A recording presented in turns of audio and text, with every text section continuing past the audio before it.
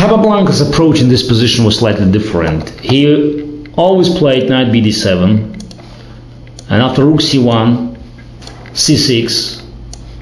In case of bishop d3, took on c4, bishop takes c4, knight d5, and exchanging the bishops. And the idea was after castle to take on c3, rook c3, and play e5.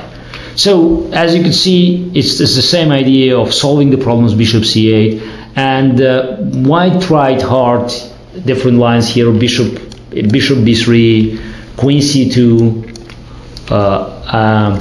and also white tried taking on e5, knight takes e5, exchange on e5, f4, it's very aggressive, but after queen e4, the deep analysis and practice showed no advantage, no real advantage for white. They even tried to sacrifice pawn on e3 after bishop d3, but with no success. So eventually it was recognized that Capablanca's defense in its classical form offers very little hope for white to gain solid initiative, and white always tried for deviation. And Alekhine, in fact, in his match against Capablanca, always played knight e4. So that's an idea to keep more pieces aboard, and still, pretending that black's problems, bishop on c8, cannot be resolved immediately. Capablanca played knight 5 f6, knight g3, and then he decided to change the queens. So this position happened many times in the match Alekhine-Capablanca. So it seems a little bit dull, isn't it?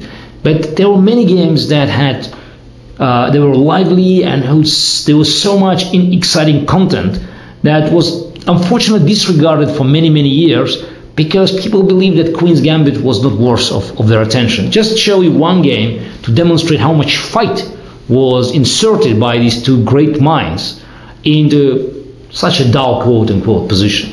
So in game 20, I think with game 20, Alekhine played here bishop d3. Why he played bishop d3 here? Obviously he doesn't want Capablanca to play b6 and solve the problem with bishop coming on b7. So it seems that black has a very passive position, because if white, bring all the rook on d1, king goes on e2, then e4, then black is in deep trouble. So Capablanca, of course, played e5, and after d5, knight g4. So trying to capitalize immediately on the position of white's king on d2 and black's rook on d8. Alekhine's planned playing e6. So now if black takes on e6, then after king e2, it has very bad position, because pawn structure is compromised, and white knight has a very good square on e4, for instance, and black still has to develop its pieces from the queen side, bishop and a rook. Potentially, by the way, if with some exchanges, e5 square could be also occupied by white knights. So Capablanca had something else in mind, and after e6 he played knight d7, e5.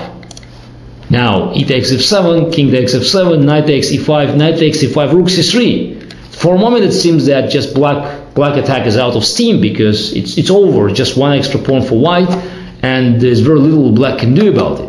But Capablanca planned b5 here. And suddenly white is under tremendous pressure, because the bishop is pinned, and there's a threat b4. And unless something is done, then the bishop will be simply lost. If you play b4, then after a5, the white position is broken. So a3 doesn't help, because then, for instance, black could play b4, a4, bishop a6, just winning the piece. So what else? What can be done? So Alekhine found a brilliant chance. He played f4, and after b4 he even sacrificed an exchange. bc3, king takes c3. So there's a very complicated position. There are two knight and two pawns for a rook, but there's a lot of tension. Capablanca moved his king in the center, taking this pawn on e5. And after knight e2, king e5, knight d4. So as you see, knight comes to the center, attacking this pawn. He played bishop b7, and then Alekhine took on h7, c5, knight f3 check, and with a lot of complication that followed this very tense opening, the game drawn. In fact, Capablanca at one point at move 40 made a big mistake, and Alekhine didn't capitalize on it, where he could win another pawn and having good winning chances.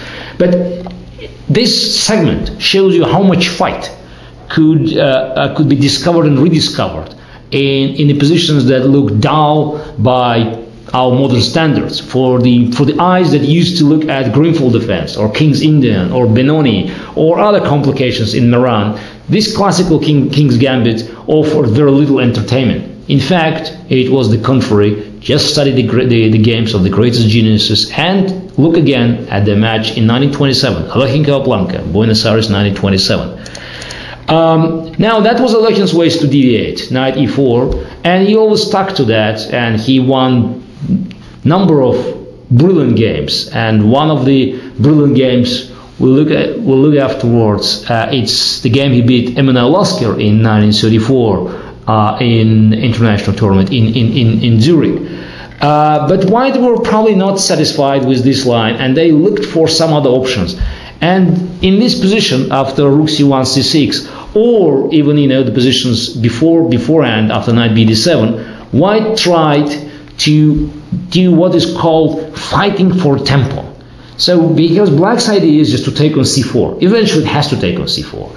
Why not to find another useful move? And of course, White played here an a3. White played here a queen c2.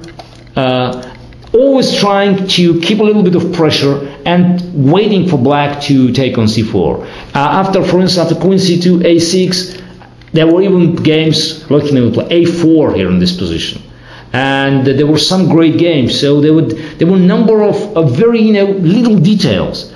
For us, they seem relevant because we have a choice of moving from one opening to another opening. We played Nimzo Indian, and we played Benoni, we played Volga Gambit, we played King's Indian. While at that time, the players, they had this very little loan to walk around and to show their great abilities. So that's why they treasured every detail, every inch, of the progress that they could make. And you could find the games when after dc4, bishop c4, knight d5, I guess it's Alekhine Rubinstein.